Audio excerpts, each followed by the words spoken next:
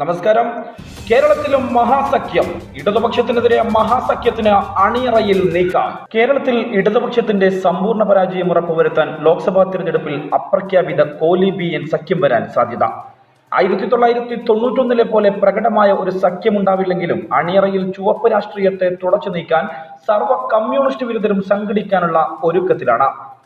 91-ൽ കോൺഗ്രസും BJPയും ലീഗും ഉൾപ്പെട്ട കോലി-B സഖ്യമായിരുന്നു ഉണ്ടായിരുന്നതെങ്കിൽ ഇത്തവണ അതിൽ NSSന്റെ രഹസ്യ പിന്തുണ കൂടി ആകുമ്പോൾ കോലി-BN സഖ്യമായി മാറിയേക്കും. തിരുവനന്തപുരം, ആറ്റിങ്ങൽ, പത്തനംതിട്ട, തൃശൂർ, പാലക്കാട് ലോക്സഭാ മണ്ഡലങ്ങളിൽ ശക്തമായ മത്സരം കാഴ്ചവെക്കാനാണ് BJP തീരുമാനിച്ചിരിക്കുന്നത്.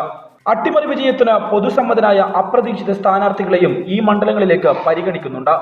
ഒന്നിൽ കൂടുതൽ ലോക്സഭാ സീറ്റുകൾ ഉറപ്പാണെന്നാണ് BJPയുടെ അവകാശവാദം. ശബരിമല വിഷയത്തിൽ BJPക്കൊപ്പം നിന്ന NSS മുന്നോക്ക സംവരണം കൂടി കേന്ദ്രം നടപ്പാക്കിയതോടെ പൂർണ്ണമായും BJP പാളയത്തിലെത്തിയ സാഹചര്യമാണ് നിലവിലുള്ളത്. ഇത് BJPയെ സംബന്ധിച്ച് വലിയ ആത്മവിശ്വാസം നൽകുന്ന ഘടകമാണ്. BDJS ഇപ്പോഴും NDAയിൽ തന്നെ തുടരുന്നത് പിന്നോക്ക വോട്ടുകൾ നേടാൻ ഒരു പരിധിവരെ സഹായകരമാകുമെന്നും പാർട്ടി പ്രതീക്ഷിക്കുന്നുണ്ട്. മറ്റ് 15 സീറ്റുകളിലും ഇടതുപക്ഷ സ്ഥാനാർത്ഥികളുടെ പരാജയം ഉറപ്പുവരുത്തുന്ന രാഷ്ട്രീയ നിലപാട് സ്വീകരിക്കണമെന്ന ആവശ്യമാണ് സംഘപരിവാറിൽ ഇപ്പോൾ ശക്തമായിരിക്കുന്നത്. ഒരു MP പോലും കേരളത്തിൽ നിന്നും ചെങ്കൊടി തണലിൽ ലോക്സഭയിലെത്തരുതെന്ന വാശി RSSനാണ് കൂടുതലുള്ളത്. UDF ജയിച്ചാലും ഇടതുപക്ഷം ജയിച്ചാലും കേന്ദ്രത്തിൽ നിലപാട് ഒന്നു തന്നെയായിരിക്കുമെന്നതിനാൽ UDF കൂടുതൽ സീറ്റിൽ വിജയിച്ചാലും സംഘപരിവാറിനെ സംബന്ധിച്ച് ആശങ്കയില്ല. പിണറായി സർക്കാർ അധികാരമേറ്റെടുത്ത ശേഷം കേരളത്തിൽ വ്യാപകമായി RSS BJP പ്രവർത്തകർ വേട്ടയാടപ്പെടുന്നതിന് അറുതി വരുത്തണമെങ്കിൽ നല്ല ഷോക്ക് ട്രീറ്റ്മെന്റ് അനിവാര്യമാണെന്നാണ് RSS നിലപാട്. ലോക്സഭാ തെരഞ്ഞെടുപ്പിൽ നിലം പരിശായാൽ പിണറായി സർക്കാരിന്റെ കൊമ്പാണ് പൊട്ടിപ്പോവുകയെന്നും അവർ കരുതുന്നു. പിന്നെ സുഗമമായി ഭരിക്കാൻ പിണറായി സർക്കാരിന് കഴിയില്ലെന്നും ഇടതുപക്ഷത്തു തന്നെ പൊട്ടിത്തെറി ഉണ്ടാകുമെന്നാണ് RSSന്റെ കണക്കുകൂട്ടൽ. വ്യാപക CPM ആക്രമണങ്ങളും RSS മേധാവിയെ പാലക്കാട്ട് അപമാനിക്കാൻ ശ്രമിച്ചതും ഏറ്റവും ഒടുവിൽ ഹർത്താലിന്റെ പേരിൽ തുടരുന്ന വ്യാപക അറസ്റ്റുമെല്ലാം ചൂണ്ടിക്കാണിച്ചാണ് തിരഞ്ഞെടുപ്പ് അടവ് നയം അണികൾക്ക് മുന്നിൽ RSS നേതൃത്വം അവതരിപ്പിക്കുന്നത്.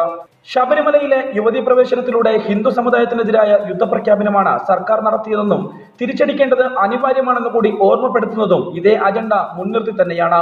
ഇത് സംബന്ധമായി BJP നേതൃത്വവുമായും പ്രമുഖ RSS നേതാക്കൾ ആശയവിനിമയം നടത്തിയതായിട്ടാണ് ലഭിക്കുന്ന സൂചന. ദേശീയ നേതൃത്വം കൂടി പച്ചക്കൊടി കാണിച്ചാൽ തിരഞ്ഞെടുപ്പ് അടവ് നയത്തിൽ അധികം താമസിയാതെ തന്നെ തീരുമാനമുണ്ടാകും. കേഡർ സംവിധാനം സംഘപരിവാർ സംഘടനകൾക്ക് കേരളത്തിലുള്ളതിനാൽ രഹസ്യ തീരുമാനങ്ങൾ നടപ്പാക്കാനും സംഘടനാ തലത്തിൽ എളുപ്പമാണ്. ശബരിമല വിഷയത്തോടെ BJP വിജയപ്രതീക്ഷ വെച്ച് പുലർത്തുന്ന 5 മണ്ഡലങ്ങളിൽ ചിലതിൽ കോൺഗ്രസിന്റെ രഹസ്യ പിന്തുണ ഉറപ്പുവരുത്താനും അണിയറയിൽ നീക്കമുണ്ട്. കണ്ണൂരിലെ പ്രമുഖ കോൺഗ്രസ് നേതാവിനെ ഇടനിലക്കാരനാക്കിയും NSSനെ മുൻനിർത്തിയുമാണ് ഈ കരുനീക്കം.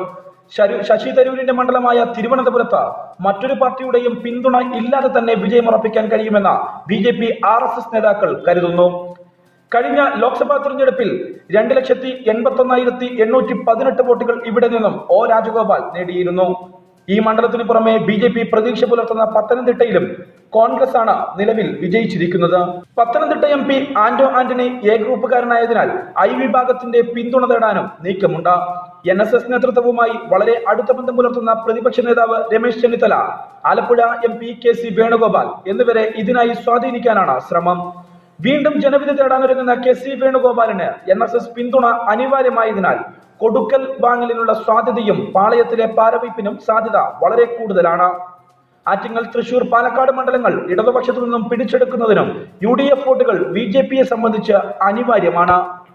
സംസ്ഥാനത്തെ UDF അനുകൂല ന്യൂനപക്ഷ വോട്ട് ബാങ്കിൽ പോലും ഇടതുപക്ഷം ഇപ്പോൾ വിള്ളൽ വീഴ്ത്തിയതായ സംശയമുള്ളതിനാൽ പിടിച്ചു നിൽക്കാൻ BJPയുമായി രഹസ്യധാരണ കോൺഗ്രസിലെ പല പ്രമുഖ നേതാക്കൾ തന്നെ ആഗ്രഹിക്കുന്നുണ്ട്.